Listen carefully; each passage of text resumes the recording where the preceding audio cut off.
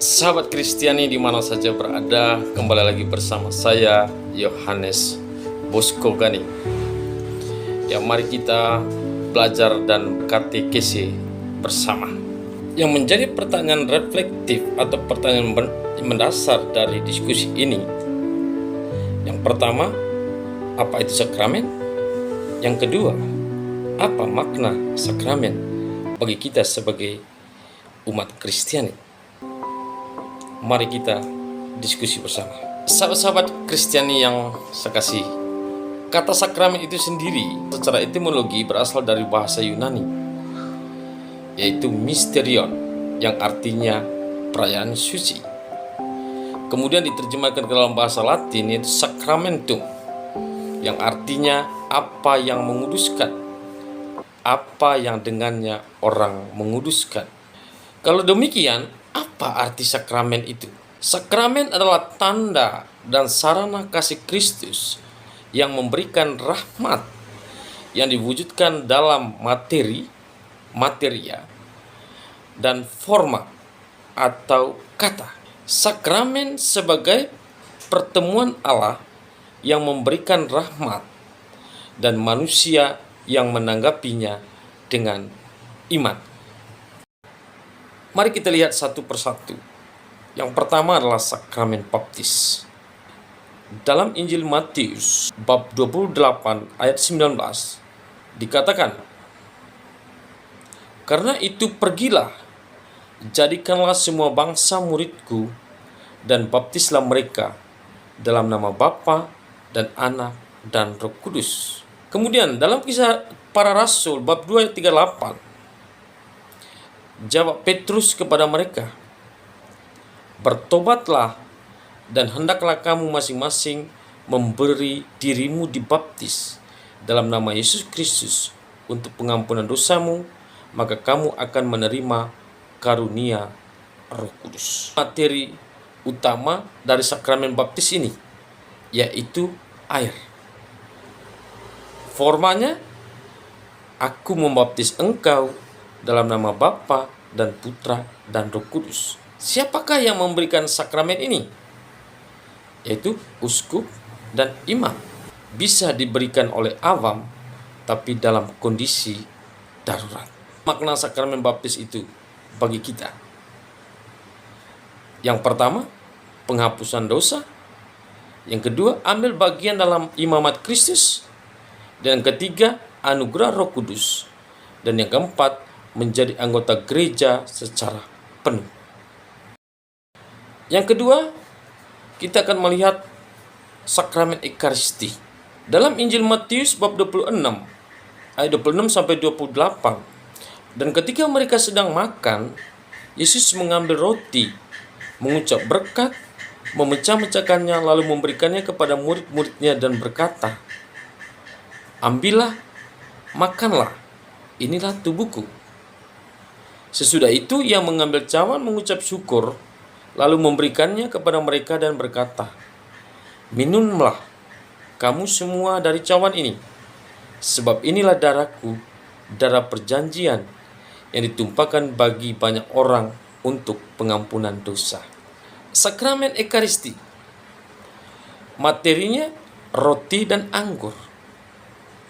Formanya, semoga menjadi tubuh dan darah putramu terkasih, Tuhan kami, Yesus Kristus. Siapa yang melayani sakramen ini? Yaitu uskup dan imam. Apa makna sakramen Ekaristi? Ekaristi sebagai kurban. Ekaristi sebagai perayaan kenangan Paskah Kristus, karya keselamatan. Ekaristi sebagai perayaan gereja, Ekaristi sebagai pusat liturgi, Ekaristi sebagai sumber dan puncak kehidupan gereja. Sakramen Krisma. Dasar biblis dari sakramen Krisma salah satunya dari Kisah Para Rasul bab 8 ayat 17. Kemudian keduanya, Petrus dan Yohanes, menumpangkan tangan di atas mereka, lalu mereka menerima Roh Kudus. Apa materia dari sakramen Krisma ini?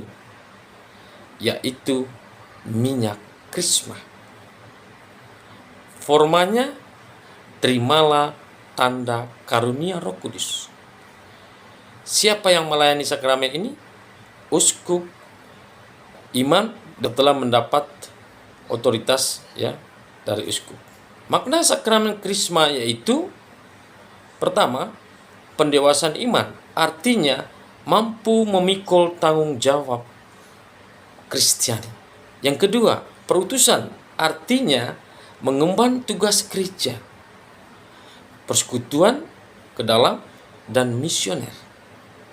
Ya, seperti yang kita ketahui, ada berapa tugas gereja.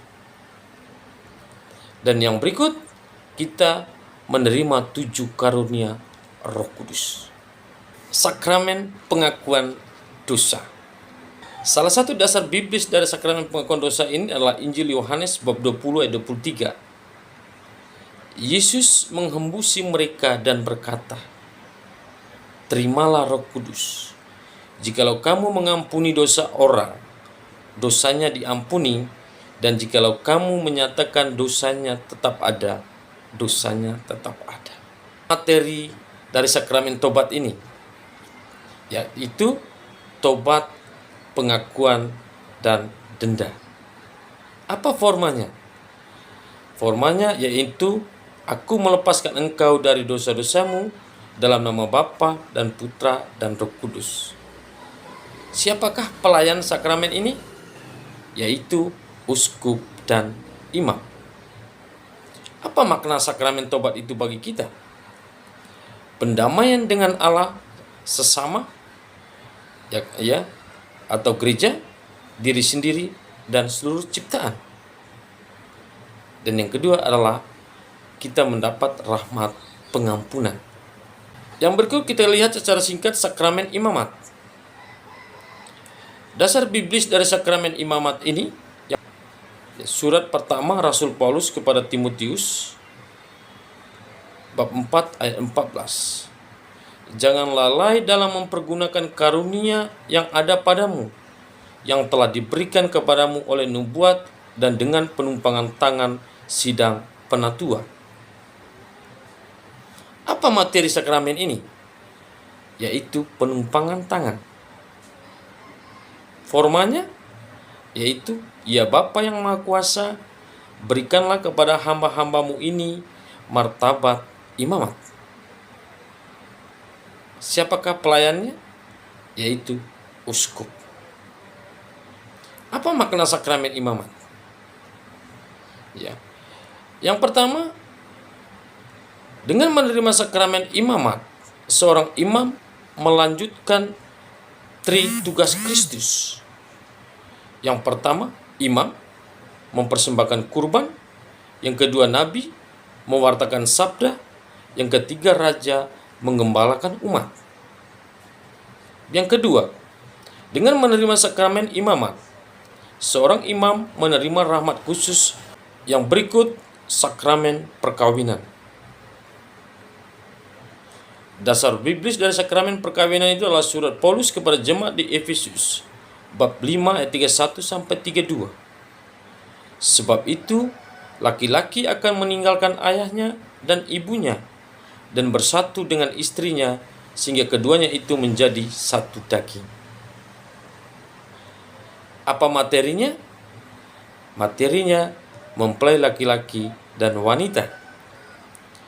Formanya yakni, di hadapan imam dan para saksi, saya menyatakan dengan tulus ikhlas bahwa yang hadir di sini mulai sekarang ini menjadi istri saya, dan seterusnya dan seterusnya. Siapakah pelayan sakramen ini? Uskup, imam, disaksi oleh 2 saksi. Apa makna sakramen perkawinan? Yang pertama, menjadi tanda hubungan kasih Kristus terhadap umatnya. Sebagaimana yang tertulis dalam Efesus bab 5 ayat 28 sampai 32. Yang kedua, keluarga sebagai gereja mini. Sahabat Kristiani, itulah ya pembelajaran atau diskusi kita pada hari ini ya tentang sakramen. Pembelajaran yang sangat singkat. Ya semoga memberikan makna dan manfaat bagi kita semua.